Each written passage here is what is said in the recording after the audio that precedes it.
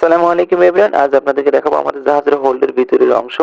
এই যে সিঁড়িতে তো আমার একা নামতেই ভয় লাগতেছে, কিভাবে জানি না। এই সিঁড়িতে লিভাররা 100 কেজি এবং 50 কেজির বস্তা নিয়ে উঠে। আসলে এটাই হলো আমাদের মূলত হ্যাজ।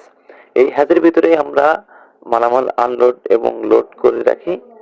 এইটা কিন্তু দেখতে ছোট লাগলেও আসলে আমরা এর ভিতরে ক্রিকেট ম্যাচ খেলি এবং র্যাকেট খেলি। এটা কিন্তু ফোনে ছোট দেখতে হলেও আসলে এটা ছোট না, বেশ বড়। এই যে প্লেটগুলো কাটছি, আসলে আমাদের জাহাজটা ঠেকে গেছিল, আপনারা সবাই জানেন। এই প্লেটগুলো কাটা হয়েছে আমাদের। এটা হলো ডবল প্লেট, ডাবল বটমের প্লেট। এর নিচে কিন্তু আরেকটা প্লেট আছে, সেটা তলার প্লেট। তলার প্লেটটা যদি ফেটে যায় তাহলে কিন্তু একটা জাহাজ বিপদগ্রস্ত হতে পারে।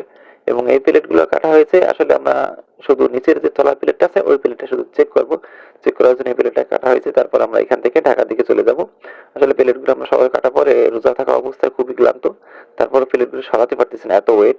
একটা প্লেট প্রচুর ওয়েট। এই যে প্লেটটা সরানো হয়ে গেছে। এখন দেখেন এখানে কয়েকটা অ্যাঙ্গেল ছুটে গেছে, এই যে সব ঝালাই থেকে ছুটে গেছে এগুলা।